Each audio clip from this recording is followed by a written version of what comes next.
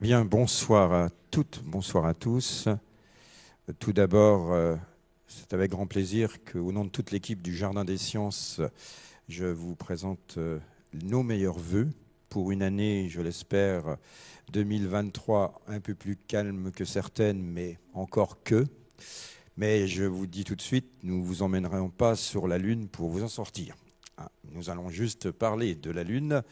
Alors c'est une année importante aussi pour nous, vous le savez sans doute, au Jardin des Sciences, parce que c'est une année charnière avec cette nouvelle dimension qui est la mise en place du nouveau planétarium qui ouvrira toujours au printemps 2023 et avec la nouvelle structure qui sera aussi la structure d'accueil du Jardin des Sciences. Donc on espère vous trouver nombreux pour venir voir ce que l'on va vous proposer sur site. Alors la Lune, on en parle beaucoup à l'heure actuelle. La conquête de la Lune, la reconquête de la Lune, c'est parti avec la première mission Artemis qui a été réussie. Donc on continue sur la même lancée avec cette idée de revoir marcher l'humain sur la Lune. Et les hommes, les femmes qui vont marcher sur la Lune vont sans doute le faire de façon plus longtemps et on l'espère plus pérenne que les anciennes missions Apollo. Et quand on parle de passer un petit peu plus de temps sur la Lune, on se pose des questions sur comment vivre là-bas, comment y habiter. Et bien, ça tombe bien parce qu'aujourd'hui, on va vous parler d'un projet qui s'appelle EuroHab, qui va être une des contributions européennes à ce futur de la conquête lunaire. Et pour vous parler de tout cela, bien, nous avons des spécialistes. On va commencer par Peter Weiss, qui connaît bien ces problématiques de milieux extrêmes, parce que Peter est ingénieur en robotique. Il a un doctorat de la célèbre université polytechnique de Hong Kong. Et puis, il a travaillé à la COMEX. La COMEX, vous savez, c'est cette société que l'on connaît très bien, qui se situe à Marseille et qui ne va pas faire seulement que de l'exploration spatiale, mais qui fait aussi ce que l'on met d'ailleurs en dualité souvent, l'exploration des fonds sous-marins. Donc, on gère à peu près de la même manière des plongées, de la robotique, que d'aller voir des mondes un petit peu plus lointains. Donc Peter a travaillé sur cette robotique et très vite il s'est dit avec une équipe fondatrice dont deux experts que certains d'entre vous connaissent puisque ce sont deux spationautes d'ailleurs qui ont un ancrage dans le Grand Est. Je parle de Jean-Jacques Favier et de Jean-François Clairoy. Donc avec ces experts, avec un réseau dont on va parler aussi qui s'appelle le réseau Arche, qui a servi d'incubateur en quelque sorte. Alors le réseau Arche, c'est notre deuxième invité, qui lui travaille en tant que prof à l'École nationale supérieure d'architecture de Strasbourg. Alors avec Peter et toutes ces personnes, ils ont mis en place ce projet d'habitat lunaire qui a vu le jour il y a quelques modèles, des prototypes qui sont mis en place, qui ont circulé donc entre Marseille, Grenoble et l'exposition universelle de Dubaï, ce qui ne va pas sans mal parce que paraît-il que c'est pas très facile de promener ce prototype. Et à l'heure actuelle, si je ne m'abuse, il est installé dans le centre d'entraînement européen des astronautes à Cologne. Non, il est à Grenoble. Il est encore revenu. Ouais, voilà. Donc ça change entre-temps entre ce qu'on vous a mis sur le petit dépliant. Voilà, je ne vais pas être plus long. Donc Peter Weiss, Emmanuel Dufresne pour le réseau Arche et bien sûr tout le support qui existe puisque tout le monde connaît bien ce que vous faites. Et ça s'appelle la société Spartan Space pour parler de votre start-up qui a été mise en place. Voilà, on vous écoute, on espère en apprendre un petit peu plus comment habiter sur la Lune et bon, espérer aller tous se rejoindre là-haut. Ce sera un petit peu plus compliqué, mais ne soyez pas dans la Lune pendant cette conférence. Merci, bonne conférence. Merci beaucoup. Merci beaucoup d'être venu. On va faire donc la présentation ensemble avec Emmanuel. Avant de parler du contexte, je parle un tout petit peu de notre entreprise, donc Spartan Space. Donc on est une société du New Space français. Donc on veut travailler dans le domaine spatial, donc en particulier sur les habitats. On a plusieurs projets déjà en cours, à part de EuroHab, dont je peux parler un peu plus en détail. On est impliqué dans le développement de iHab, ce que vous voyez sur la gauche, c'est un des 2 modules européens sur la future station spatiale Gateway. Je vais en parler un peu plus en détail. Donc nous, avec Spartan Space, on travaille là-dessus avec Thales. Et on vient juste aussi gagner un autre projet ensemble avec Airbus sur une station orbitale par rapport à l'Agence spatiale européenne, mais qui a comme but d'être une station commerciale. Donc on a des projets un peu comme ça. Mais comme ça a été déjà dit, moi j'ai toujours nagé entre les 2 mondes. J'ai fait la robotique spatiale, j'ai fait la robotique sous-marine. Donc on a aussi des projets dans le secteur sous-marin, donc des habitats. On travaille notamment avec Alban Michon, c'est un explorateur français qui veut rester 6 mois sous la glace. Et on travaille sur le développement d'une station sous-marine qui sera installée en Groenland. Et on travaille également avec Jacques Rougerie, qui est un de nos associés en Spartan Space. Donc Jacques Rougerie, c'est un architecte très connu dans le secteur maritime, sur une sorte de village sous-marin. Donc ça c'est ce qu'on fait dans Spartan Space. Emmanuel, peut-être je te laisse présenter un peu le réseau ARC. Oui, donc pour le réseau ARC n'a pas de vocation, ce n'est pas une entreprise, c'est juste un réseau scientifique et académique qui essaye de rassembler, notamment en France, mais aussi d'autres chercheurs qui peuvent travailler sur ce sujet très particulier de l'habitat spatial et plus largement des habitats extrêmes, puisqu'on traite autant du spatial que de la construction sur les pôles, et notamment avec la réhabilitation d'une base polaire actuellement, ou les milieux marins sous-marins, ou les milieux désertiques. Donc c'est relativement vaste, mais ça concerne une communauté de chercheurs très réduite.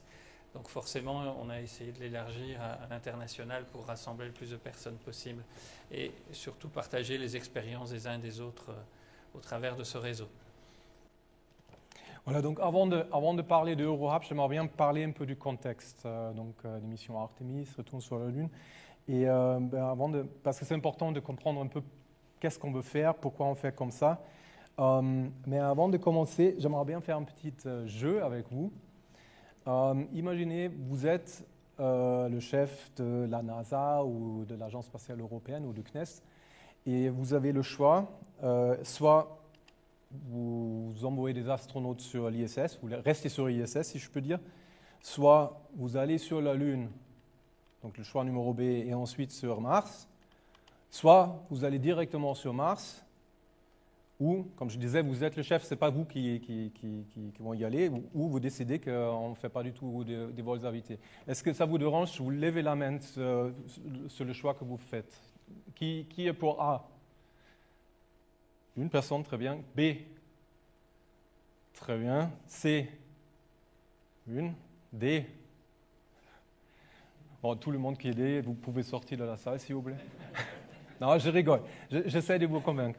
Donc, non, c'est très bien, c'est très intéressant, c'est assez intéressant. Moi, je suis clairement le joueur numéro B. Pourquoi? Parce que, bon, ça, tout le monde, je pense, sait ce que c'est. Je pense que si on va aller directement sur Mars aujourd'hui sans passer par la Lune, on va certainement voir ça, peut-être avec un drapeau américain ou chinois, ou ça, c'est pas très clair. Mais ça va être une mission, un drapeau, et on ne va pas retourner pendant 50 ans ou 60 ans, un truc comme ça. Donc, ce n'est pas une approche durable. C'est pour ça, moi, je suis une fan de passer d'abord par la Lune et aller ensuite plus loin. Très souvent, j'entends ici, en Europe, oui, la Lune, on a déjà été, c'est d'abord, maintenant, on va sur Mars. La Lune, ce n'est pas une étape sur Mars, c'est l'étape sur Mars. Les nations qui ne vont pas avoir des opérations en surface lunaire, ils ne vont pas aller plus loin. On va rester éternellement sur le siège passager. C'est pour ça que c'est extrêmement important que l'Europe s'engage aussi sur les missions telles que Artemis. Sachant qu'effectivement, le retour de l'humanité sur l'homme, c'est aussi des enjeux économiques que nos amis américains ont bien mis en avant au travers de ce qu'on appelle le New Space, et notamment au travers d'Elon Musk et de Jeff Bezos, avec 2 modèles économiques qui semblent prévaloir au-delà des missions scientifiques, qui seraient le tourisme, parce que vous savez qu'il y a beaucoup de gens qui souhaiteraient faire un voyage autour ou sur la Lune, ou un modèle plus minier d'extraction des ressources lunaires pour des usages terrestres, bien évidemment, et des usages dont on a cruellement besoin dans l'avenir, notamment des véhicules électriques ou autres. Donc, Artemis, retour sur la Lune. Il y a aussi d'autres missions, hein. Je vais en parler un tout petit peu plus en détail. Tu l'as déjà mentionné, donc Artemis 1 qu'on a vu il y a quelques semaines, donc première mission en orbite lunaire, ce qui est un grand succès, je crois, malgré les petits retards au départ. En fait, c'était donc un test, 100 personnes à bord, pour voir si tout fonctionne bien. Maintenant, ça a l'air très simple et je pense que les prochaines informations que je vais donner, il y a pas mal de monde qui est déjà conscient, mais aujourd'hui, si on dit oui, aller sur la Lune, c'est facile, on tourne autour, comme c'est montré sur le schéma, j'aimerais bien quand même déjà mettre en avant cette distance qu'on a là, de 380 000 km entre les deux corps célestes. Et là, je crois que je l'ai mis à l'échelle. J'espère que vous voyez la Lune là. Donc ça, c'est à l'échelle. Et si je ne me trompe pas, je crois que c'est 31 fois la Terre entre les deux.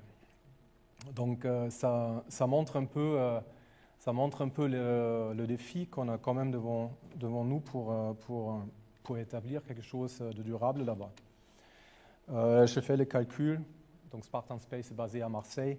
Marseille-Strasbourg, ça fait 22 fois cette distance-là. Ou un autre exemple, si vous roulez à 80, ça vous prendrait 6,5 mois de route. Donc c'est une grande distance. Donc, comme je disais, donc actuellement on est sur ISS. Orion va faire donc cet espace ou cette trajectoire entre la Lune et la Terre. Il y a d'autres véhicules aussi qui sont un peu planifiés, qui vont faire la même chose, des cargos.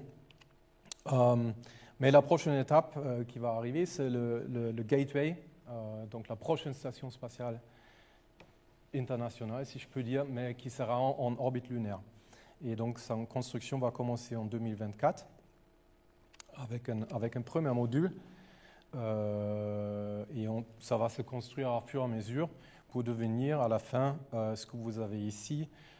Donc, une grosse partie américaine, bien sûr, mais avec des partenaires internationaux. Et l'Europe a deux modules sur cette gateway, donc le iHub et l'Esprit. Que vous voyez donc iHub juste à côté d'Orion, je sais pas le pointeur, mais voilà, juste là, et Esprit juste à côté. Donc ça fait quand même une belle contribution européenne dans ce truc,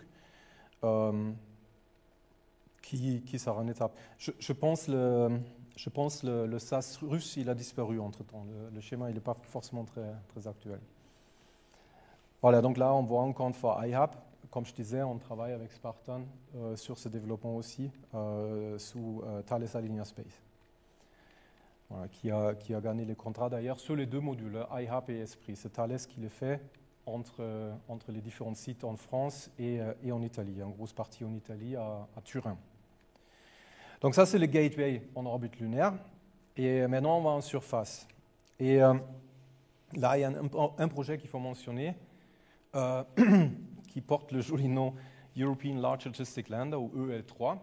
En fait, le EL3 va être un peu le camion de transport de l'Agence spatiale européenne pour amener du cargo en surface lunaire. Donc c'est ce véhicule que vous voyez là.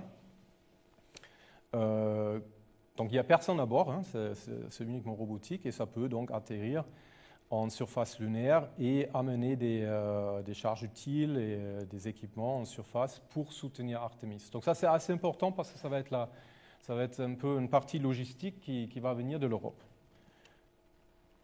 Donc là, vous voyez, c'est planifié d'être lancé par un Ariane et ça peut porter alentour de 1,5 tonnes en surface lunaire. Ce chiffre n'est pas très clair encore parce qu'il y a des études en cours.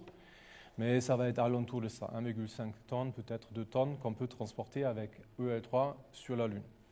Et comme je disais, c'est un peu le transporteur européen qui va nous faire l'accès en surface lunaire. Donc c'est assez important. Et il faut bien garder en tête parce que c'est important aussi pour notre Euro plus tard. Voilà. Et ensuite, retour des astronautes avec cet engin-là que vous voyez, le spaceship de nos amis de SpaceX. Il y a d'autres études aussi, il y a peut-être d'autres véhicules qui vont être utilisés aussi. Ça, c'est le groupe des astronautes qui a été sélectionné, qui va être certainement seront certainement les premiers astronautes sur la Lune.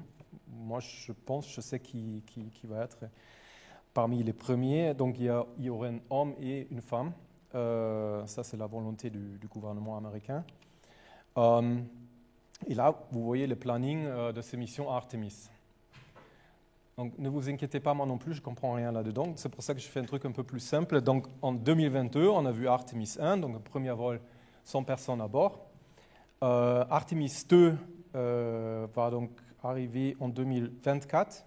Il y a aussi le spaceship qui va être utilisé, donc ce qu'ils appellent le HLS, c'est Human Landing System. Et ça, c'est la première fois avec des astronautes. Et là, assez intéressant, il n'y a pas d'Européens, c'est deux Américains et un Canadien. Ensuite, en 2025, Artemis 3. Et ça serait normalement la première mission en surface lunaire. Donc ça, on devrait voir les premiers astronautes retourner sur la Lune. Ils vont rester très probablement alentour de 5,6 jours, ce qu'on voit aujourd'hui. Et ça serait deux Américains très probablement. 2027, Artemis 4. Donc là, il y a IHAP qui arrive donc sur Gateway. Donc il n'y a pas de mission en surface. La prochaine mission en surface, ce serait Artemis 5, avec on ne sait pas combien des astronautes, on ne sait pas combien de temps, mais ils auraient un LTV, ce qui est l'abréviation pour un petit rover. Donc il y aura un petit rover qui peuvent utiliser. Et ensuite Artemis 6, assez pareil, on ne sait pas combien des astronautes, combien de temps ils vont rester. En 2029. Et Artemis 7, 8, 9, ils sont quelque part dans les plans, mais ils n'ont pas financé, et c'est ça ce que j'appelle l'horizon Artemis. Au-delà de 2029, on ne sait pas ce qui va arriver. Est-ce que ça va être comme Apollo, qu'on va arrêter le programme et on ne va pas retourner? Ce n'est pas clair. Et ça, c'est assez important à regarder parce que aujourd'hui, vous avez certainement vu qu'en Europe, on réfléchit beaucoup comment l'Europe peut participer dans Artemis. On aimerait bien que nos Européens soient aussi parmi les équipages en surface. C'est 7 ans. Si dans les prochains 7 ans, en Europe, on n'a pas bougé, on ne verra pas d'Européens dans le cadre d'Artemis sur la Lune. On va voir des Américains, peut-être des Canadiens, peut-être des Chinois, mais pas d'Européens. Et ça, je trouve assez important. Il faut vraiment mettre ça en avant. Quand aujourd'hui on nous dit oui, on va participer, on a signé les accords Artemis, il faut commencer à se bouger parce que sinon on va rester passager en train de regarder SpaceX. Les sites d'atterrissage pour Artemis 3 ont déjà été décidés. Je ne vais pas rentrer plus en détail là-dedans. Il y en a quelques-uns qui ont été publiés par la NASA. On va cibler le pôle sud, ça c'est important. Je vais revenir un peu là-dessus plus tard. Il y a certains sites que je trouve personnellement très curieux. Moi, je n'aurais pas choisi, mais bon, je ne sais pas exactement pourquoi ils ont fait ça, mais bon, ça c'est le schmibli. Ce qui est important, on n'est pas en train de refaire Apollo. Pourquoi? Apollo, déjà, c'était sur des sites très variés. On a essayé d'aller un peu partout. Là, ça va être très concentré. Ça va être très concentré autour du pôle sud. Et ça, c'est très bien, parce qu'en fait, ça permet d'établir une sorte de présence durable, parce qu'en fait, une mission amène quelque chose qui peut être utilisé par la prochaine mission et celles qui suivent. Donc ça, en Apollo, ce n'était pas possible parce qu'il y avait des distances énormes entre les différents sites d'atterrissage. Là, ils vont tous être un peu dans le même périmètre. Donc ça permet de commencer à établir vraiment une sorte de base. Et aussi une grosse différence, et là je reviens un peu sur ce que je disais tout à l'heure, mais Apollo, c'était la course vers la Lune. Là, les Américains, c'est quand même aussi une course avec les Chinois, mais là, ils cherchent quand même une coopération internationale. Donc, il y a vraiment la place pas que pour les Américains, si je puis dire. Voilà, donc.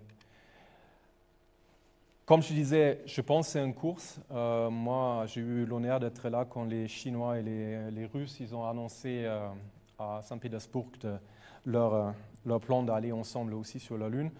Je vais être franc avec vous, on peut appeler ça comme on veut. On est de nouveau dans une course, dans une course spatiale, quoi. Et franchement, moi, je trouve ça pas trop mal parce que ça donne un peu un boost à tout ce domaine. Donc, je pense que c'est intéressant. Qu'est-ce que peut l'Europe amener là-dedans?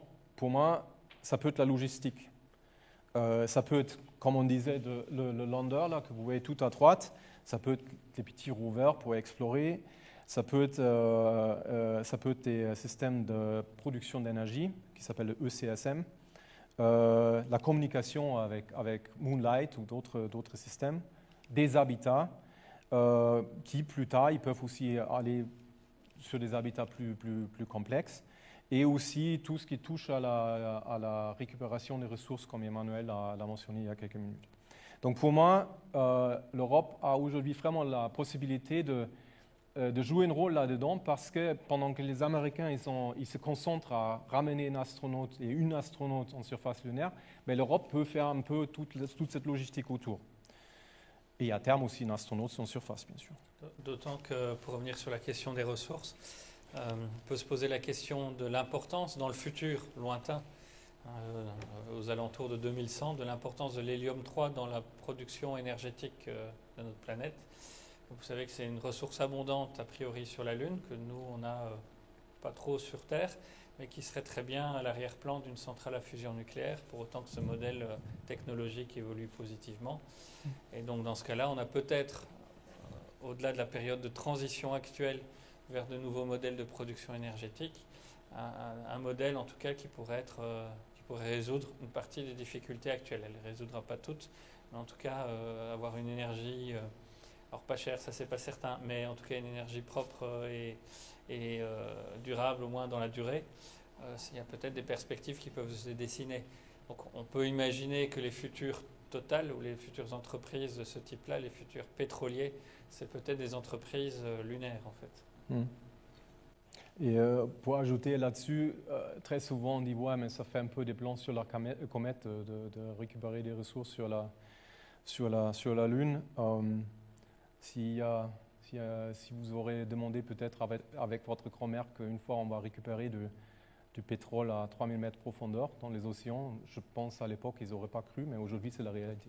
Donc au moment où il y a un marché derrière, au moment où il y a du budget, ben ça devient possible. Pour compléter d'ailleurs ce que Peter disait, je pense que, bon, nous on n'a pas connu ça, mais à l'époque de Christophe Colomb, aller essayer de poindre vers les Amériques et les Indes pour aller retrouver des ressources et finalement découvrir la pomme de terre et plein d'autres choses. Finalement aujourd'hui les pommes de terre sont devenues nos frites, que nos enfants adorent.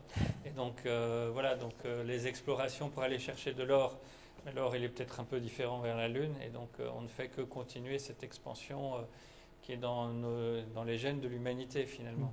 D'autant que la Lune, c'est pas une planète, hein, c'est notre satellite, donc c'est notre banlieue finalement très proche et relativement facile d'accès, avec une capacité de retour quand même en cas de catastrophe. Ce qui n'est pas le cas de Mars, qui est une planète encore relativement proche, contrairement à d'autres. Donc on a une vraie potentialité d'extension, au moins pour des activités économiques, probablement pas pour trouver un cadre de vie extrêmement agréable, mais en tout cas pour trouver peut-être ce qui peut manquer sur la Terre actuellement.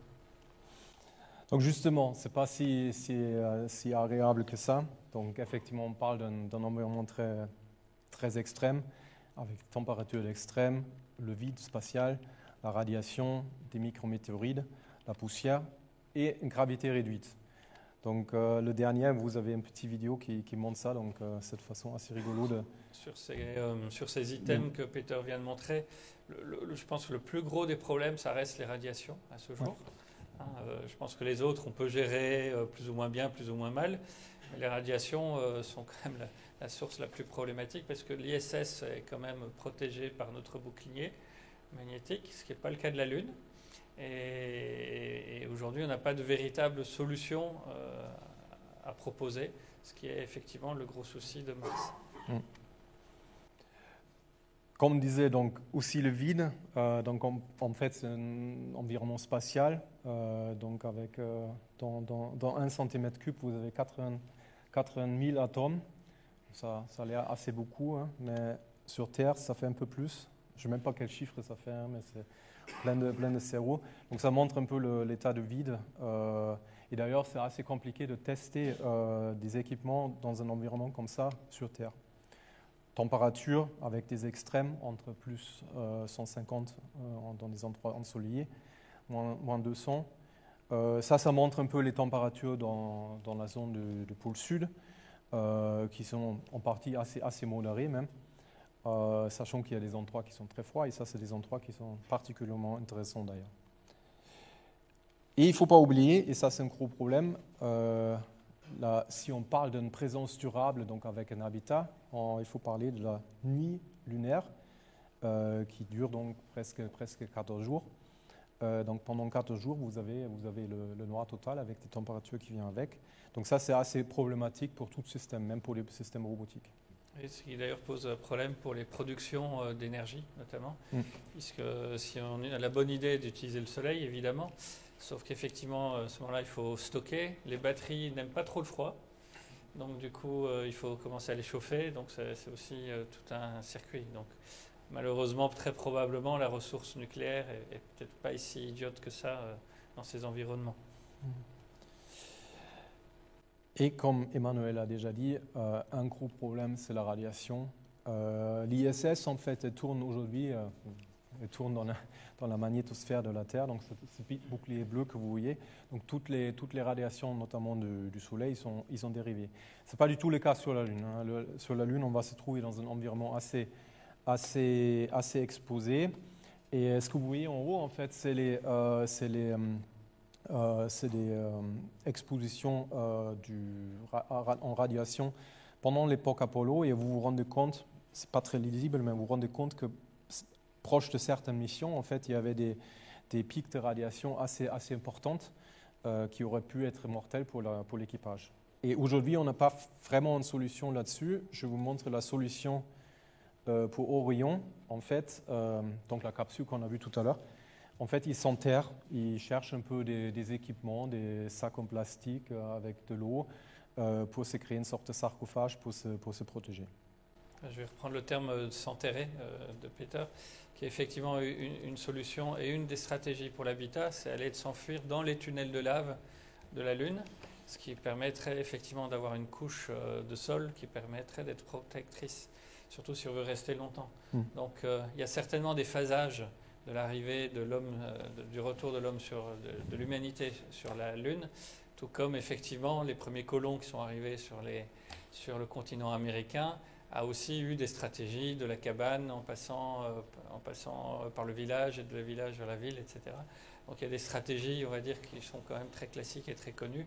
La logique troglodytique reste, et puis on en a aussi des habitats troglodytiques en Alsace, reste probablement une bonne formule avant de trouver des solutions techniques ou technologiques approuvées.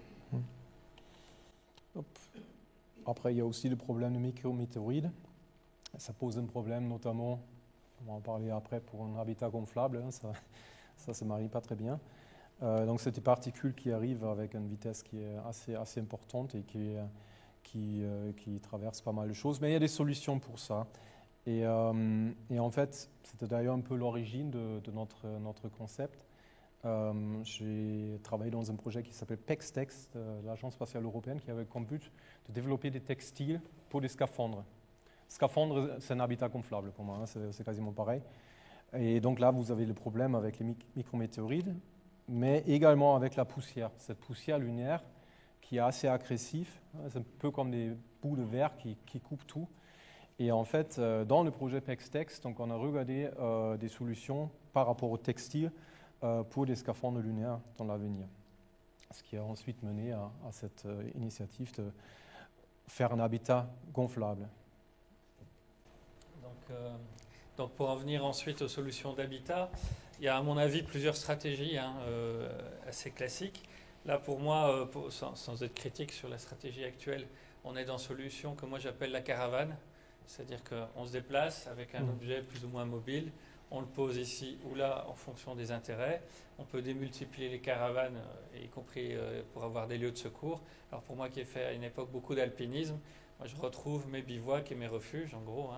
Les bivouacs étant la solution, on va dire, de plus haute altitude par rapport aux refuges qui permettent, on va dire, de s'abriter en cas de problème. Donc on se retrouve à dire pour le moment dans cette future stratégie qui va prendre certainement 50 ou 100 ans de bivouac, refuge, caravane. Puis après, effectivement, on peut imaginer qu'on développe des habitats plus périns qui vont être de type la cabane. Et la cabane, elle a certainement intérêt dans les 200 ans qui viennent à probablement aller s'enfuir de manière troglodytique pour profiter en fait de la carapace du sol lunaire comme protection aux radiations.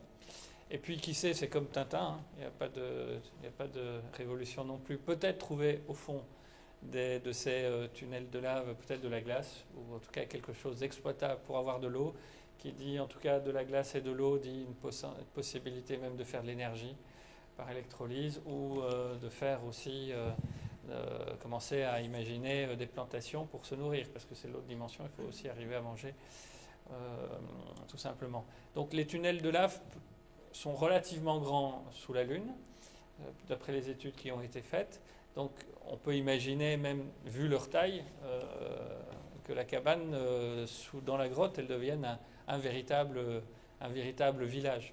Alors tout ça, c'est des projections sur le long terme, hein, bien plus loin que ce qui est visé avec les 10 ans qui viennent, ou même les 7 ans qui arrivent. Donc nous, en tant qu'architectes, on essaye de se projeter sur un futur plus viable que ce qui est exposé ici dans des conditions extrêmement extrêmes. Alors, du coup, je vais vous montrer ici, si ça marche, le projet tel que vu par l'Agence spatiale européenne. On n'a pas de son, si on a du son. Ça reprend globalement ce que Peter a expliqué. On va laisser passer le petit bout de lancement.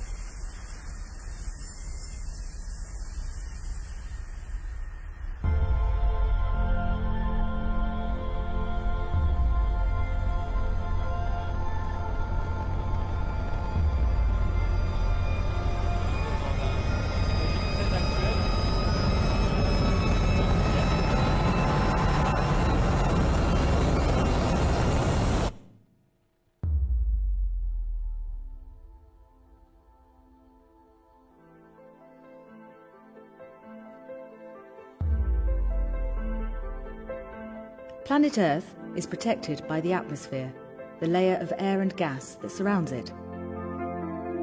The atmosphere shields the Earth from solar radiation, keeps the temperature balanced, and protects us from meteoroids.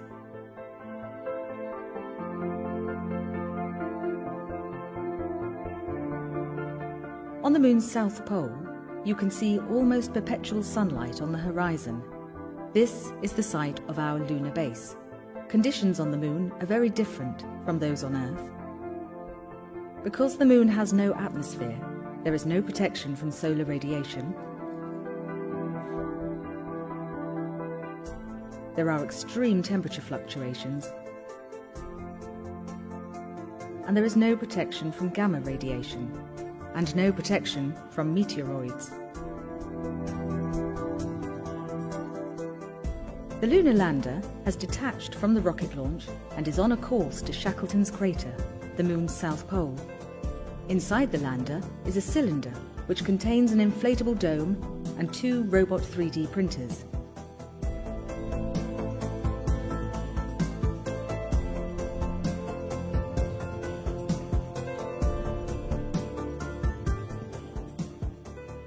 After the cylinder containing the habitation capsule has been unloaded, a dome is inflated from one end. This provides the support structure for construction, a little like scaffolding is used to build on Earth. The lunar habitation is built by a robot-operated 3D printer. At one end, it has a scoop to collect the regolith. In the centre are the containers for the printing material. At the other end, there is a robotic arm with a printing head. The robot collects regolith from the Moon's surface. Layers of this moon dust are built up over the dome to create the protective shell.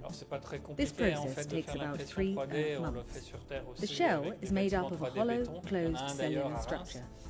Under a met beaucoup de colle, tout microscope, simplement. it would look very similar to the Autour des close-up of a matériaux. bird's bone. Alors la colle, on ne peut pas la Like a fabriquer sur bone, la Lune, donc ça, it il is faudrait light l'amener and incredibly depuis strong la at the Terre. same time. Mais par contre, on a la régolithe sur place. Et donc on va ensuite recoller un dôme autour de la partie gonflable.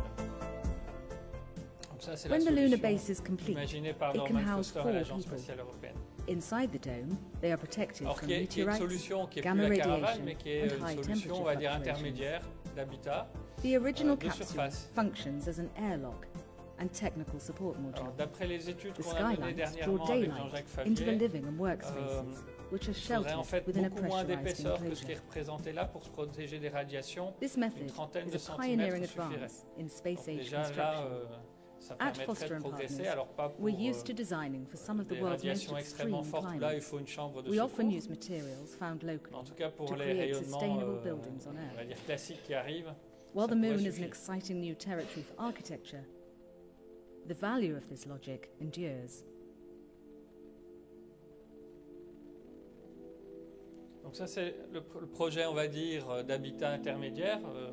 Peter vous montre un projet que moi j'appellerais plus la caravane. Là c'est un projet déjà d'habitat. Après cet habitat, qui est, on va dire, des En modules, 2017, on peut la commencer sonde à LRO de la NASA a imaginer découvert des cavités les sur la Lune faire qui arriver débouchent non sur pas des un tunnels par un, souterrains. mais en masse, pour constituer Au fond un- de ces immenses profondeurs, presque à village, l'abri des tel que rayons vous voyez cosmiques et des ici, météorites, mais enfoui nous avons imaginé en fait, dans la Sélénia. Lune. Alors pour tous les avantages que je vous ai déjà évoqués, mais Les c'est aussi capsules parce sont les qu'à briques de l'intérieur base de la du Lune, village. au lieu Ils d'avoir des s'inspirent de la chocs carapace thermiques des de tortues plus avec leurs 130, roues rétractables. à moins 130 degrés, en fait on a probablement Il est des possible d'en loger températures plusieurs dans la d'une future dizaine fusée de degrés SLS de beaucoup la plus NASA constantes, et la BFR de qui est déjà SpaceX. beaucoup plus viable, mais aussi ça protège des chutes À de la météorites. surface sont puisque installés vous des avez, oursins une photovoltaïques carapace et des sur fermes le dos. potagères. Donc Leurs on 5 peut commencer à ailes se gonflent imaginer pour augmenter aussi leur volume. quelque chose de mixte entre des structures logistiques En prélevant externes l'ADN de des production planctons d'énergie, luminescents, par exemple pour il aller est chercher possible de la cultiver des lumière du soleil, bactéries ce qu'on ne pour pourrait pas éliminer faire les si on profondeurs. s'enfuit dans le sol, et puis des structures d'habitat plus viables à l'intérieur. Donc ça c'est un projet qui a été Le cœur du développé village possède il y 24 a chambres, quelques années par un des salles de architecte sport, français, de restauration et même un hôpital. on va dire Le de dôme manière central étoilée, est la à place du partir village. d'un élément Un lieu de rencontre central convivial et qui verdoyant. permet d'être La base l'élément de lunaire peut provision se déplacer comme une d'alimentation, étoile et de puis des mer au modules fond des de océans. laboratoire, de chambres à coucher et de Gagner la et Lune de en travail. célébrant la nature, tel est le défi de Sélénia. Donc Sylve Truman est très actif dans notre communauté.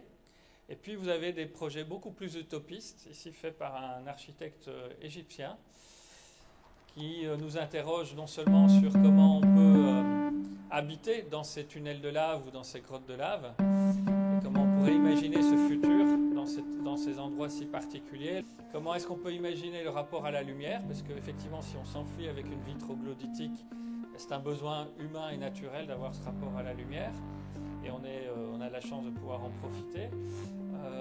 Mais c'est aussi le rapport avec la vue sur l'extérieur. Comment est-ce que, parce que c'est important de revoir la maison mère, hein, c'est psychologiquement important.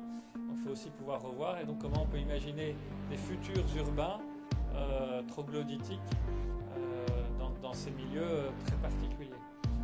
Donc c'est un projet qui est assez intéressant parce qu'au-delà de toutes ces questions un peu techniques, il nous interroge, pour moi qui appartient au ministère de la Culture, qui nous interroge aussi sur la future culture lunaire.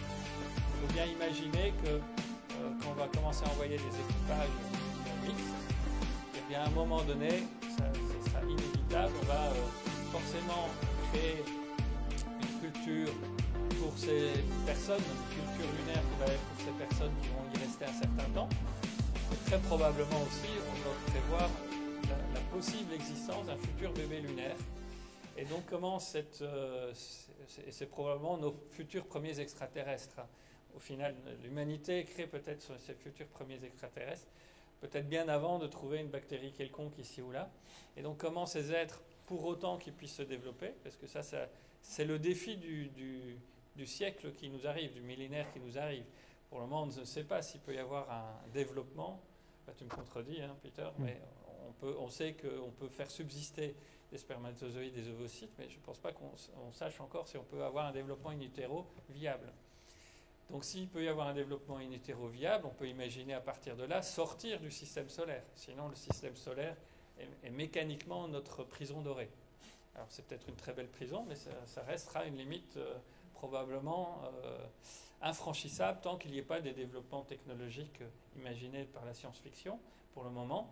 Mais notre frontière, elle est bien là, notre frontière humaine en tout cas. Ça veut dire que ces futurs humanoïdes lunaires auront certainement une vision de la vie et de l'humanité radicalement différente que nous. On voit déjà comment entre générations les visions peuvent être différentes entre les plus jeunes et les plus vieux. Mais là, franchement, c'est quelqu'un qui va vivre dans un autre contexte.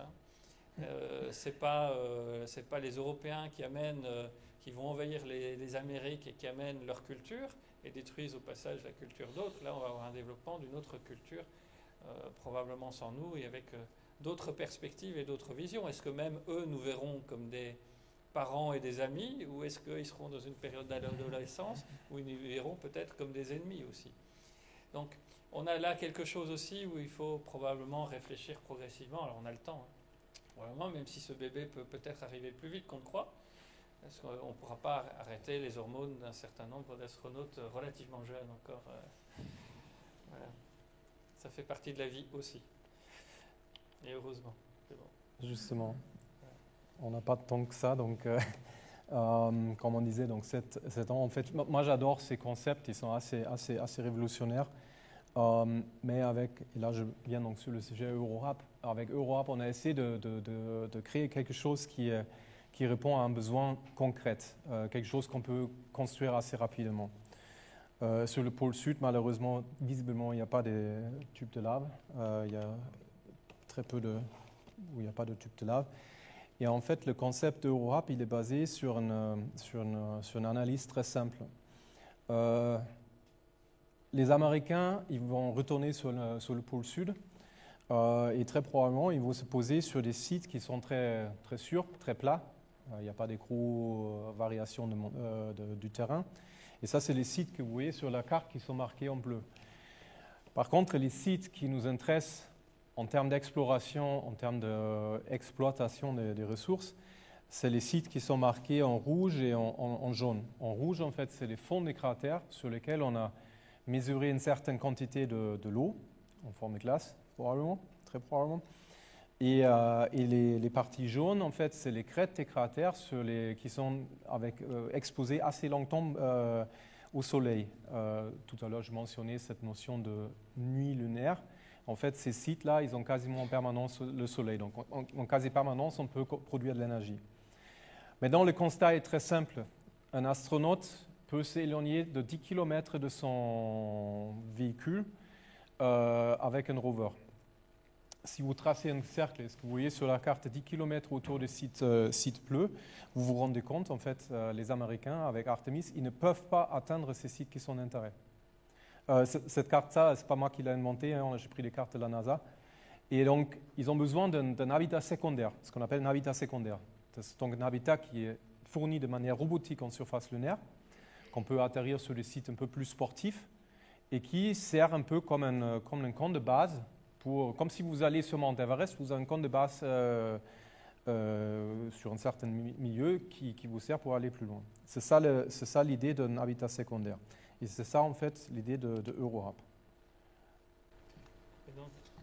Et donc effectivement, le module qui a été développé par Peter et qu'on a soutenu au travers de la fondation Jacques Rougerie a consisté à développer un module gonflable parce qu'effectivement, ça peut rentrer dans la capacité de l'EL3 que Peter a montré tout à l'heure. Hein. En fait, il y a un volume admissible, hein, tout simplement. Il fallait que quelque chose puisse rentrer dans ce volume en tant que pièce unique. Donc, effectivement, la logique de l'élément gonflable, et d'ailleurs, il y a eu un dont je zappe d'ailleurs le nom d'un coup sur l'ISS, voilà, qui a déjà été expérimenté, est certainement relativement intéressant et pas idiot, malgré tous les risques que ça peut aussi consentir par rapport aux chutes de météorites. Mais à partir du moment où effectivement on peut avoir un module qui permet d'aller, alors je vais dans le mauvais sens, qui permet d'aller un peu plus loin, c'est-à-dire qui permet de tripler finalement la distance de 10 km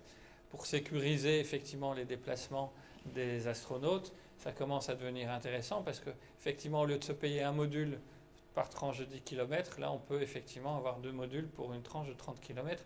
Donc, ça permet aussi de rentabiliser les coûts d'investissement de l'exploration humaine.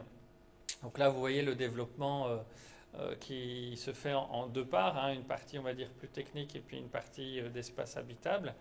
Après l'espace habitable, effectivement, il reste encore à aménager. Donc, on avait travaillé avec l'école Camondo, c'est une école de design à Paris, pour essayer d'imaginer ces aménagements. Et donc, je vais dire, c'est certainement une solution qui est entendable pour l'Union européenne et qui est une solution que l'Union européenne, enfin que l'ESA plutôt pourrait soutenir et apporter comme pierre à l'édifice de l'exploration lunaire. Voilà, et c'est ce que Peter et nous qui l'environnons, nous espérons tous, c'est ce soutien de la communauté de l'Agence spatiale européenne et du CNES notamment, qui est un des pilotes de ces aventures. Alors le projet en question est parti en fait d'une discussion qu'on a eue à l'origine à l'Agence spatiale française pour effectivement refaire un prototype. Alors il y a un prototype qui existe ici à l'International Space University que vous pourrez certainement peut-être voir, qui s'appelle SHE et qui a été développé il y a un peu de temps, je ne sais plus 2014. maintenant. Hein, tu te souviens ? 2014. 2014, donc ça fait à peu près 10 ans.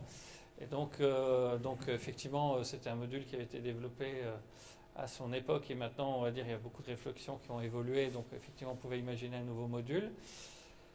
À partir de là, effectivement, il y a des premières esquisses qui ont été développées. On a présenté le projet à la fondation de Jacques Rougerie, qui est un concours d'architecture sur l'espace et la Terre soutenu à l'Institut de France, puisque Jacques Rougerie est académicien.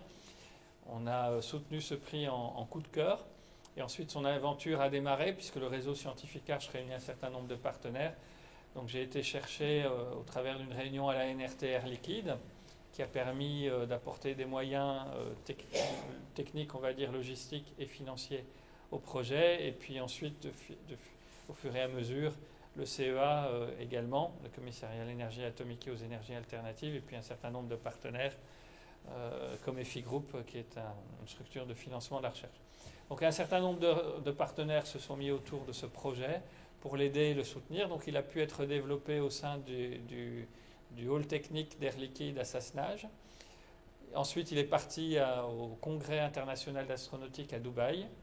Ça, je monte des photos. Hein ? J'ai des photos de ça. Des photos, je vais te laisser montrer. Puis à Abu Dhabi. Puis de Abu Dhabi, il est revenu en France. Puis ensuite, il est parti à Cologne, au centre de formation des astronautes. Et pour le moment, il est revenu à Grenoble. Puis il était à Toulouse. Et puis revenu, je passe les étapes, non, il était revenu à Grenoble pour le moment. Voilà, donc comme Emmanuel a dit, en fait, le succès de ce concept, c'est vraiment, ça a été conçu comme une charge utile.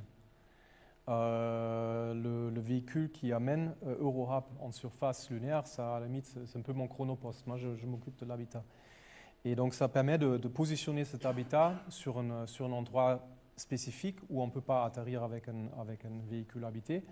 Et par cette moyenne, on triple la distance d'intervention parce qu'un astronaute, en cas de problème ou d'avarie, il peut retourner sur l'habitat au lieu de retourner sur le lander. Parce que techniquement, il pourra aller plus loin que 10 km. Donc on peut appliquer ça sur Artemis avec des scénarios assez intéressants. Ça peut servir comme une sorte d'outpost, un camp de base. Ça peut aussi servir à passer de l'équipement d'une mission Artemis à une autre, un peu comme un lieu de rassemblement, ou peut-être de récupérer des échantillons qui ont été collectionnés par un rover dans le cratère Shackleton, donc le scénario numéro 2. Donc, comme Emmanuel dit, donc on a eu la possibilité de construire un prototype taille réelle, pressurisé. Bon, ce n'est pas des matériaux d'espace spatial. Hein. Si vous allez avec ça sur la Lune, vous allez mourir. Donc, c'est vraiment une première maquette, mais pressurisée qu'on utilise comme banc de test pour tester des sous-systèmes. Donc, il était à Dubaï, à l'Expo universelle, et également à l'IAC. Ensuite, on a pu faire des tests à Abu Dhabi, dans une zone un peu désertique. Après Abu Dhabi, il est revenu à Grenoble. où a été exposé au CEA, ensuite à Istres.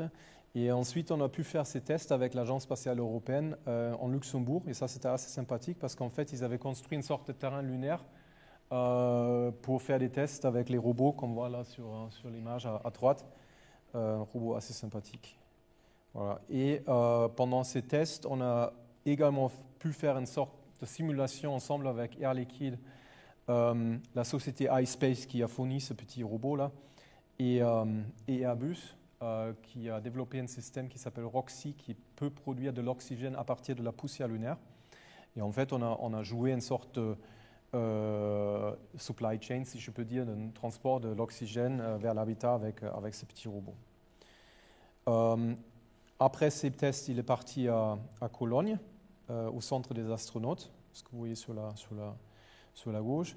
Et on a également pu exposer notre maquette, que vous voyez là, toute petite, à la ministérielle à Paris de l'Agence spatiale européenne. Donc c'est vraiment un projet qui commence à prendre l'ampleur en France et en Europe, qui pourrait être donc une contribution possible pour Artemis. C'est des technos qui sont maîtrisés avec une expertise européenne, donc c'est vraiment quelque chose qu'on pourrait mettre en place assez rapidement.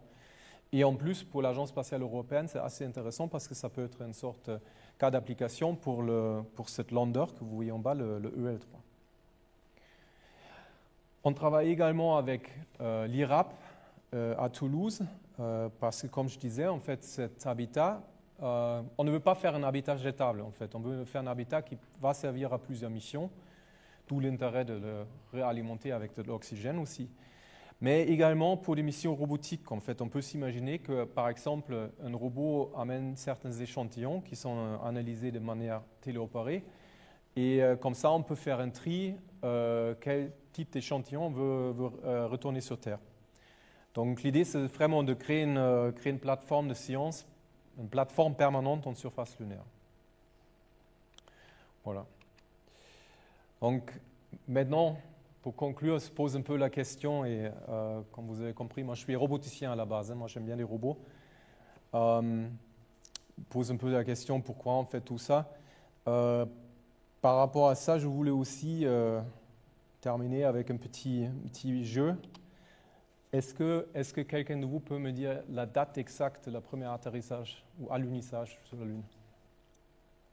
Qui connaît la date? Tout le monde qui dort déjà. Hein? Bien. C'est qui a demandé? Très bien. Bah, je vous promets, ce jeu, normalement, je le joue avec pas mal de monde, et je vous promets, je vous amène un peu dans un piège parce que je montre cette image-là. Mais la plupart des gens, ils me disent, ouais, le 20 juillet 69. Et vous avez tout à fait raison. Très bien réponse. La première alunissage, c'était Luna 9, c'était une mission russe ou soviétique à l'époque, le 31 janvier 66. Sauf que l'image qui est restée dans la conscience de l'humanité, c'est pas ça. Hein. Et ça, c'était une mission géniale, hein, mais en fait, c'est ça qui est resté dans... Et pour moi, ça va au-delà. Ça va au-delà d'une maîtrise technique. C'est aussi une inspiration pour les jeunes d'aller plus loin et explorer. Donc, c'est pour ça que, malgré le fait que je suis un peu roboticien, je suis très fan des vols habités. Et il est important qu'on a également un Européen, voire un Français en surface lunaire. Merci beaucoup.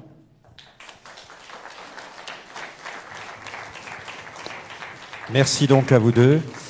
Maintenant, on la place aux réflexions, questions dans la salle face à ces projets. Une question de curiosité, là vous avez parlé des radiations, mais ensuite les chutes de météorites, quelle est la probabilité sur une unité de surface et par unité de temps là, de chute de météorites, disons, conséquentes ou dangereuses pour des habitations ou des scaphandres, grosso modo? C'est une très bonne question et je pense, je ne peux pas vous donner une réponse exacte parce qu'on n'a pas de mesure en fait, on ne sait pas. C'est certainement en fonction du temps. Comme je disais, on ne veut pas faire un habitat jetable. On pourrait faire un habitat, on atterrit sur une mission, on sert à une mission, et ensuite on oublie et il va se casser. Le problème, on a très peu de données sur la fréquence des petites micrométéorites qui atterrissent sur un mètre carré lunaire en surface lunaire. Il y a des informations, il y avait les missions Apollo, ils ont pu récupérer du matériel de surveilleur. Donc là, on a pu voir un peu, mais et on connaît un tout petit peu le flux météoritique, mais en fait, les données ne sont pas très précises. Donc je ne peux pas vraiment vous répondre là-dessus. Toujours est-il, ça peut arriver, il ne faut pas que ça arrive. Comme je disais, donc, on a eu ce projet PEXTEX avec la COMEX pour l'Agence spatiale européenne, qui avait comme but de regarder aussi sur des textiles ou des solutions qui peuvent encaisser déjà un impact comme ça. Et également, on a regardé un peu sur des matériaux innovants qui peuvent se autocurer, donc qui peuvent se refermer tout seuls. Donc il y a un peu des solutions qui existent, mais la meilleure solution, c'est avoir une sorte de shielding qui fait en sorte que même si vous prenez un petit caillou, ben, il ne traverse pas. Et ça d'ailleurs, c'est un gros problème parce que, comme on disait, quand je vois aujourd'hui des projets avec des gros habitats, des stations et tout ça, c'est génial, hein, moi j'espère que ça va venir. Mais avec EuroRAP, on essaie de vraiment rentrer sur les capacités de EL3. Comme Emmanuel dit, donc le volume qu'on peut transporter et surtout le poids. Parce que ça pèse quand même. Et en fait, à la fin, vous vous rendez compte qu'il ne reste pas grand-chose. Hein. Je peux vous donner un chiffre. Si j'enlève toute la partie structure, toute la partie life support, toute la partie gonflable, qui est donc du coup relativement lourd à cause de ce problème-là, ben, dans nos estimations actuelles, il nous reste 38 kilos pour tout le reste à l'intérieur. Donc au début, on avait imaginé un petit spa et une mini-bar, mais ça on a oublié. Hein. Ça va être une tente, quoi, hein. Mais mon but, c'est de faire en sorte que cette tente arrive dans le cadre d'Artemis en surface lunaire. D'autres questions? Oui, monsieur. J'aurais même 2 questions. La première, est-ce que vous pouvez revenir sur le choix du pôle sud? Quel est l'intérêt d'atterrir là et pas ailleurs? Et la deuxième question, quand on voit toute la complexité de construire d'abord une caravane, puis un mini-village et tout, si ça doit un jour servir de base de départ pour Mars, est-ce que c'est réaliste? Je commence avec le premier. Pourquoi le pôle sud? Parce que sur le pôle sud, il y a 2 caractéristiques assez frappantes, assez significatives. C'est 2 ressources différentes. Déjà, en préambule, ce n'est pas un site idéal pour des atterrissages humains. Hein. Les missions Apollo, c'est un peu les Pays-Bas en termes de morphologie de terrain, pendant que le pôle sud, c'est plutôt l'Autriche. Je ne sais pas si vous voyez, en fait, c'est très complexe. Donc, naturellement, je n'irai pas au pôle sud. Pourquoi on va au pôle sud, malgré cette complexité de terrain? C'est parce qu'il y a 2 zones. Donc, il y a au fond des cratères, il y a probablement une certaine quantité de l'eau qui a été mesurée en orbite. Donc, on n'est pas sûr. Hein, il faut y aller au sondé. Et ça va être certainement quand même très, très, très sec. Mais bon, il y a de l'eau. Et avec de l'eau, on peut faire pas mal de choses. Comme disait Emmanuel, on peut faire une électrolyse et vous pouvez alimenter une pile à combustible. Donc, c'est intéressant. D'avoir de l'eau, c'est intéressant. Et le deuxième aspect qui, pour moi, est presque plus intéressant dans un premier temps, c'est ces taches jaunes. C'est des sites, en fait, sur les crêtes des cratères qui sont quasiment en permanence en soleil. Donc là-dessus, vous positionnez un panneau solaire et vous produisez en permanence de l'énergie qui vous permet de survivre ces périodes de nuit lunaire. Je ne sais pas si ça a répondu à votre question. Pendant qu'on parle du pôle sud, ça c'est aussi assez intéressant. Je vous ai mis la contour, je suis désolé, j'ai pris Paris. La contour, vous voyez la taille en fait. Hein, on ne parle pas du pôle sud comme l'Antarctique où on dit oui, c'est sympathique, il y a un gros terrain qui va être norvégien, un gros terrain qui va appartenir à la Grande-Bretagne. On parle d'un site qui a la taille de Paris. Et ce site va être si je vais l'utiliser, disputé par les Américains, par les Chinois, et je ne sais pas qui d'autre qui va arriver. Et ça, c'est assez intéressant parce qu'en plus, donc la France a signé des accords Artemis avec les États-Unis et plein d'autres nations. Dans ces accords Artemis, vous ne pouvez pas dire « la Lune appartient à moi ». Je ne peux pas arriver et dire « voilà, cette sonde-là est à moi ». Ce n'est pas possible. Par contre, et ça c'est stipulé dans les accords Artemis, je peux dire qu'un certain diamètre autour de mon objet, mon habitat ou mon rover, je veux une sonde de sécurité. Donc si toi tu veux venir, ben, il faut que tu m'informes, ou je peux te dire tu n'y vas pas. Et pour moi, très honnêtement, une sonde de sécurité, ça n'a rien d'autre qu'une sorte de frontière. Donc vous gardez ça en tête. Vous imaginez plein de nations qui veulent aller sur cette sonde-là parce qu'on a besoin de ces ressources-là pour aller plus loin. Vous vous rendez compte, assez rapidement, ça va être trop peuplé. C'est pour ça que c'est extrêmement important que l'Europe en fait partie. S'il n'y a aucun item, aucune contribution européenne sur les opérations en pôle sud, on va rester éternellement passager. On va être passager sur les missions martiennes parce qu'aujourd'hui, quand j'entends de certaines agences qui disent « oui, mais la Lune, on a déjà fait, maintenant on va sur Mars », c'est n'importe quoi. On ne peut pas aller sur Mars aujourd'hui, on n'a pas la capacité. Il faut d'abord aller sur la Lune. Je ne sais pas, du coup, peut-être j'ai répondu sur la question déjà ou pas du tout? La première, rappelez-moi la deuxième, c'était... La complexité pour créer un habitat d'abord très localisé, puis une étoile avec des... Voilà, c'est très compliqué à faire. Ouais. Mais d'ici là, à concevoir une base qui serait le point de départ vers des missions vers Mars, c'est encore beaucoup plus compliqué. Est-ce que c'est réaliste? Je ne peux pas vous contredire. Oui, c'est réaliste. Est-ce que nous, on va le voir? Je ne suis pas sûr, mais déjà, moi, je veux voir déjà une base tout court. Hein. Vous regardez l'ISS, ça a pris combien d'années à construire? En orbite terrestre, c'est juste 400 km au-dessus de nous. Hein. Là, on parle de 400 000 km au-dessus de nous. Et là, il faut amener plein de trucs. C'est pour ça où il faut faire super attention. Moi, je suis quelqu'un des petits pas. Il faut faire des petits pas. Et là, ce n'est même pas un petit pas. Hein. Il faut déjà poser quelque chose qui est réaliste, qui est faisable. Et à partir de là, on construit. On peut s'imaginer plein de petits Eurohap posés un à côté de l'autre. Mais je suis entièrement d'accord avec vous. Et ça, c'est des fois un peu le risque qu'on a, si je peux dire, dans la communauté ici. On voit des gros concepts avec des bases complexes, avec 30 modules en surface lunaire. Moi, je veux bien, hein, j'espère que ça va venir un jour. Mais aujourd'hui, regardez l'ISS, hein, c'est tout petit. Hein, c'est tout petit et ça coûte des milliards. Donc, des concepts réalistes, c'est ça ce qui est important. Et pour aller sur Mars, je suis entièrement d'accord avec vous, c'est encore beaucoup plus compliqué. Mais comme je disais au début, pour moi, ça serait une erreur fondamentale de dire on oublie la Lune, on va tout de suite sur Mars. Quoi faire? Il n'y a pas de ressources sur Mars qui sont intéressantes pour nous. On va planter un drapeau, chercher quelques fossiles de bactéries, ça ne va pas changer ma vie à moi. Et par contre, commencer avec l'étape logique qui est l'étape prochaine, la Lune, ça a du sens. Ça, oui.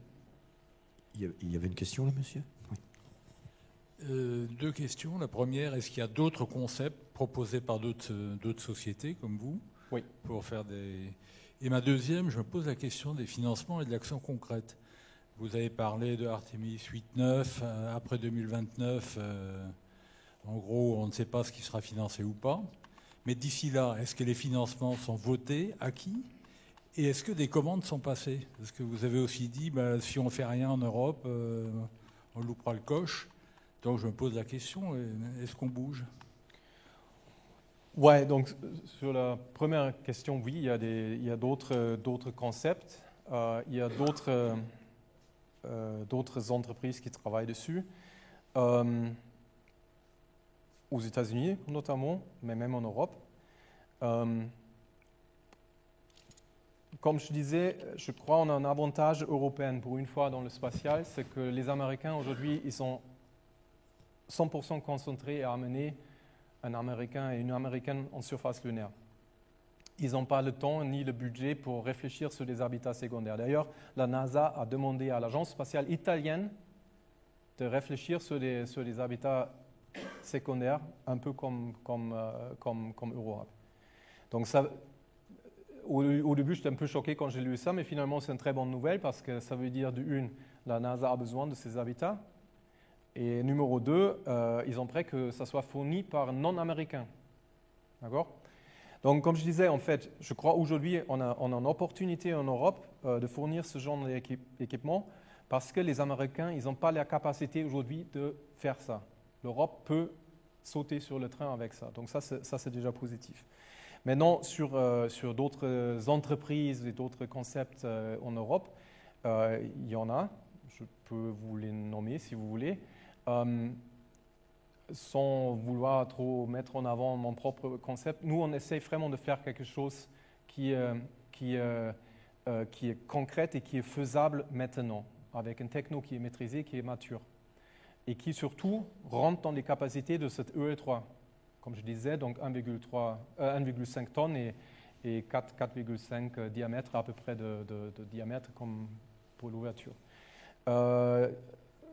Les autres concepts, des fois, ça ne colle pas avec ça. C'est des gros modules de 10 mètres de longueur. Il faut qu'on m'explique comment on transporte ça sur la Lune, parce que si on ne peut pas le transporter sur la Lune, ça ne sert à rien. Ça n'a pas de sens. Et il faut aussi que ça réponde à un besoin concret. Notre habitat, comme j'ai expliqué, ça sert comme camp de base. On peut aller plus loin. Ça va être une tente, hein, ça va être très spartiate, hein, ça va être pas très rigolo à l'intérieur. Faire pousser des tomates dans un serre en surface lunaire, ça va venir un jour. Mais je peux vous promettre que les astronautes à Artemis ne vont pas récolter des tomates européennes en surface lunaire. Ça n'a pas de sens. Il faut faire quelque chose qui rentre dans les concepts d'opération d'Artemis. Je crois que les tomates, c'était américain. Moi, je connais des tomates européennes aussi.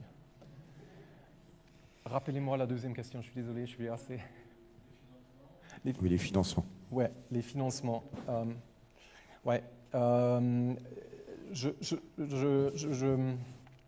Je me bats beaucoup avec pas mal de choses, mais déjà, ce qu'on essaie de faire, et ça, à notre petit niveau, mais ça commence à rouler un peu, c'est de faire en sorte que l'Europe joue un rôle dans cette aventure. Moi, j'en ai marre qu'on est en train de regarder SpaceX faire des lancements, et nous, on est en train de regarder ça à la télévision, en train de bouffer des pop-corn. C'est quand même l'Europe, le continent des explorateurs. Et malheureusement, j'ai aucune explication pour ça dans le spatial. On est éternellement le numéro 2. Il ne faut pas oublier, la France était la troisième nation dans l'espace quand même. Aujourd'hui, on n'est plus la troisième nation dans l'espace. Là, récemment, j'ai lu un article sur qui sont les Premières Nations, les premières 5 nations spatiales aujourd'hui. Vous savez, quelle nation européenne, si je peux dire, était parmi les 5 ? La Grande-Bretagne. Et on peut discuter si c'est l'Europe. Il n'y avait pas la France, pas l'Allemagne, pas l'Italie. Et donc, moi, je trouve qu'on a une obligation historique de faire partie de ça. On ne peut pas rester éternellement en dire oui, mais ça c'est quelque chose des Américains, des cowboys d'aller. Non, on parle d'inspiration, on parle de développement technologique, on parle de fuite des cerveaux. C'est important d'avoir des projets comme ça en Europe. Maintenant, par rapport au financement, c'est pas beaucoup. On a eu pas mal de financements déjà pour faire le petit prototype, qui n'est pas si petit que ça d'ailleurs. Là, actuellement, on a une deuxième étude en cours qui est financée par le CNES. On travaille aussi avec Thales, qui est un des spécialistes en Europe sur tout ce qui est habitation. Donc ça commence lentement à rouler, mais il faut beaucoup plus. Et surtout, il faut une volonté politique de dire l'Europe doit avoir sa place là-dedans. Attendez le micro. Non. Quel est le budget pour l'Europe pour faire ça ? Non, on n'est même pas à 1 milliard. Non. C'est une charge utile, hein, c'est une tente. On travaille sur les chiffres, mais on n'est même pas à 1 milliard. Non, c'est pas ça. Il y a un parti qui est très sportif là-dedans, c'est le transport. Parce qu'aujourd'hui, je crois, 1 kilo sur la Lune, c'est... 10 000 euros, c'est pas ça? Non, je crois que c'est bien plus que ça. Ouais. Et si j'applique cette formule-là, oui, j'arrive avec quelque chose assez cher. Et après, je ne veux pas cacher, hein, c'est cher. Hein. C'est un techno, ça sert à une mission qui est assez coûteux. Mais une fois, je me suis amusé à comparer le coût de tout le programme Apollo versus la guerre en Irak. Et je peux me tromper, mais je crois, pour ce que les États-Unis ont payé pour la guerre en Irak, ils auraient pu faire, je crois, 5 fois Apollo, le programme Apollo. Donc, mettons ça aussi un peu en relation. Je suis pas naïf, hein, je sais, ce n'est pas forcément la priorité, notamment dans notre temps aujourd'hui. Mais on ne peut pas en permanence laisser les autres faire. Là, les Indiens, ils sont en train de lancer les premiers astronautes. En Europe, on ne peut même pas lancer une européenne avec nos propres moyens. Oui, bonjour. Bon, on a beaucoup réfléchi sur comment on va habiter sur la Lune, mais comme vous l'avez dit, le grand problème, ça va être les moyens de transport. Alors, où en est-on sur le développement, la réflexion sur le moyen de transport? Parce que si on va faire des allers-retours en masse ou en nombre, ça va devenir... au niveau énergétique, c'est... Pas bien. Vous parlez transport du carreau, Oui, comment aller sur la Lune, hein, puis après faire des allers-retours, parce qu'on voit bien 1,5 tonne, quand on voit la fusée à côté, c'est un rapport d'énergie. Est-ce qu'il y a d'autres technologies qui vont être mises en réflexion ou... En termes de propulsion et tout ça, oui, je sais, il y a pas mal de recherches en cours. Je ne suis pas spécialiste là-dedans, donc je ne suis pas... ce truc-là que vous voyez là, le HLS, là, lui là, c'est monstrueux, hein, je pense que ça peut porter 100 kg en surface lunaire. 100 tonnes, pardon, oui, bien sûr. Mais je suis entièrement d'accord avec vous et là aussi, ça c'est assez sympathique avec Artemis, si je peux dire. Je pense que vous avez compris que je suis une fan d'Artemis. C'est qu'on est tous un peu autour de la même zone, c'est-à-dire on peut réutiliser de l'équipement. Vous voyez ce que je veux dire? Je peux par exemple imaginer qu'un équipage d'astronautes laisse certains outils ou certains instruments à un autre équipage. Et ça va déjà faire gagner quelques kilos. Vous voyez? Du coup, je ne sais pas si j'ai répondu à votre question. C'est par rapport au transport, par au moyen comme je disais, il y a ce truc-là des Américains, ça c'est sûr. Et côté européen, il y a le EL3, le petit alunisseur robotique. Pour reprendre un autre sujet sur les aéroports, mais qui n'a rien à voir du coup, où les réglementations européennes, environnementales européennes sur le fait de faire atterrir des avions en Europe est tellement forte qu'en fait on a de moins en moins d'avions moins d'avions cargo qui décollent d'Europe en fait, alors qu'on est un pays de consommation. Donc en fait à un moment donné, je pense que les logiques se posent ailleurs.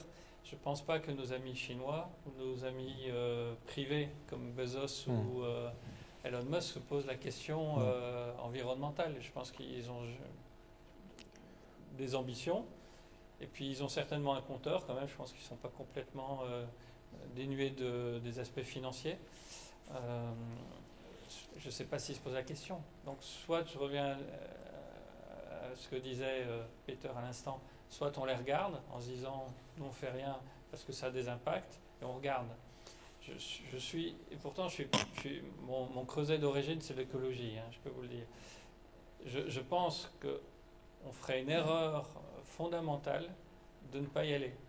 Alors que mon creuset c'est de faire des bâtiments respectueux de l'environnement. Donc je ne suis vraiment pas dans la logique spatiale, énergivore qu'on peut imaginer. Mais honnêtement, quand on voit les ressources lunaires et leurs besoins qu'on a, y compris pour le développement de nos énergies renouvelables ici sur Terre, je crois qu'on se tirerait une balle dans le pied, clairement. D'autant que nos amis chinois, clairement, ne se posent pas la question.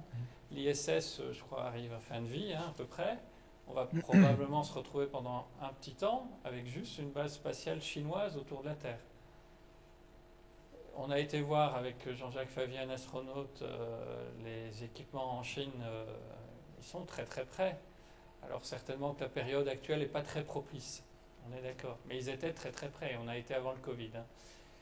Ils ont tout pour y aller, et on s'est posé la question, qu'est-ce qu'ils attendent? Bon, aujourd'hui, la situation a changé, non pas qu'ils ne sont toujours pas prêts, je pense qu'ils ont dû encore avancer. Que nos amis chinois iront, ils iront. Que Elon Musk, Bezos iront, ils iront. Parce que rien que le chiffre d'affaires du tourisme spatial, il est tellement énorme que je pense que personne n'oserait ne pas y aller. C'est sûr que c'est le jackpot, hein, le tourisme spatial. Donc, on peut rester là et dire, ben oui, quels sont les impacts de ceci, les impacts de cela. C'est juste le contraire qu'il faut faire. Sachons profiter. Vous avez peut-être tous connu, comme moi, les nouvelles générations n'ont peut-être pas connu l'aspirateur de table qui aspire les poussières, mais sur la table, mais ça vient quand même de l'aspirateur pour aspirer la régolithe lunaire d'Apollo, par exemple.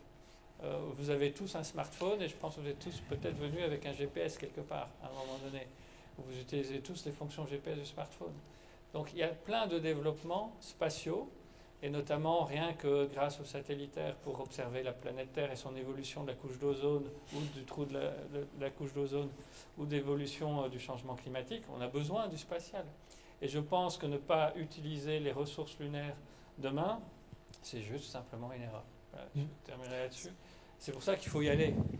Et on trouvera les solutions pour réduire les impacts énergétiques des fusées et des lancements qui pour le moment sont quand même très marginales dans les changements climatiques. Je veux rappeler que quand même si on arrêtait de cramer les forêts à gauche et à droite, on ferait un grand pas.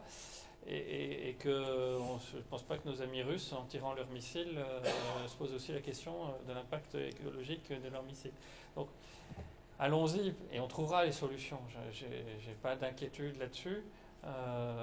C'est certain qu'en attendant, on est dans une société de transition où il faut aussi pour pouvoir avancer, nous trouver des solutions de transition, notamment sur la réduction liée au changement climatique que nous connaissons. Mais peut-être qu'une des solutions nous viendra. Peut-être que la Lune est une de nos clés pour assurer notre transition et réduire nos changements climatiques. Et à propos d'écologie, on ne va pas rajouter l'histoire de gestion de déchets une fois sur place, parce que... Je veux dire, c'est mon dada actuellement, l'économie circulaire et le réemploi dans le bâtiment, on en parle partout. Mais finalement, nos amis du spatial, ils sont très très en avance quand même. Parce qu'en fait, ils sont dans un milieu tellement contraint, et c'est ça que ça m'intéresse. En soi, la Lune ne m'intéresse pas plus que ça, je vais dire. Ce qui m'intéresse, c'est de changer de lunettes, ce qui m'arrive régulièrement, de changer de lunettes pour pouvoir effectivement voir ce qui est intéressant chez eux pour les ramener dans nos pratiques quotidiennes. Or, eux, ils sont dans un milieu tellement contraint que s'occuper des problématiques de gestion du chauffage, ils savent faire. S'occuper des problématiques de réemploi, ils savent faire. Et on a beaucoup de sources d'inspiration à avoir de leurs bonnes compétences et surtout beaucoup de sujets. Voilà, il nous reste à vous remercier, messieurs, pour cette belle présentation. Merci. Et à bientôt sur la Lune. Voilà.